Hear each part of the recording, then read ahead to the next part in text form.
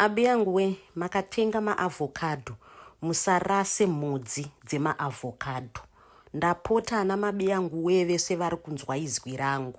Ndati mukatenga makotapeya enyu, kana makakuzvumura mumuti makotapeya akareiwaya, aikonai kutaya tsongoro dzemakotapeya. Nendaa yekuti tsongoro dzemakotapeya idzi dzakakosha.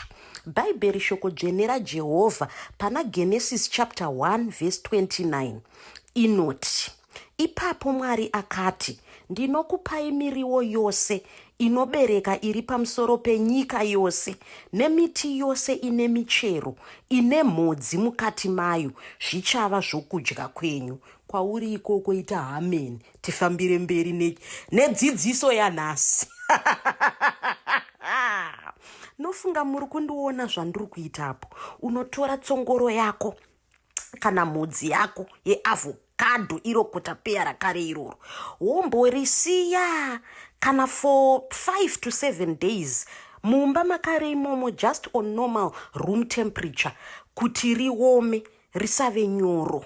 Kana raoma wochiritora wochirigreta sezvandiri kuita izvo. Dzimweni dzenguva unogona kutora wagreta zvakare sezvandaita apo. Kana uchiona kuti richiri nyoro, unogona kutoisa mupani chaimo woti kange on very low heat, nekuti zvinhu zvakakosha. Mhodzi yeavocado iyi ine potassium, zvinhu zvakakosha mumuviri medu. Mune anonzi ma-antioxidants. Abiyanguwe, handingazogoni kuramba ndotsokotodza kuti ma-potassium anobatsirei, asi potassium inobatsira mvura dzemuviri.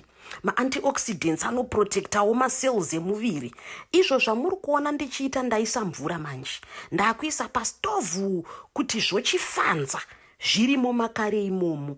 Hanzi mhodzi iyoyi tichibika zvatiri kuita izvi inobatsira kudzivirira kensa chaiyo, uye zvakare inobatsira nedigestion, zvainoita kune vaya vane mimba miteku fanika ini takabereka kaasikana, iexhibit yekubereka kuita mimba miteku.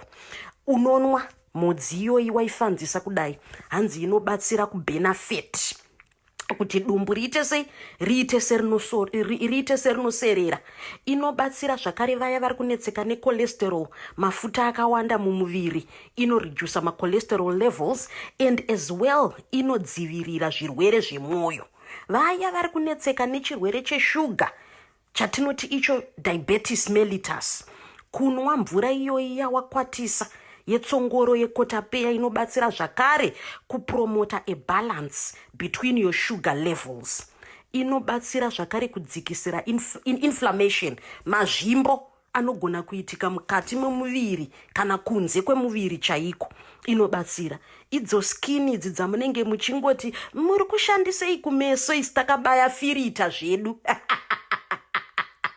Mhodzi iyoyi inobatsira zvakare.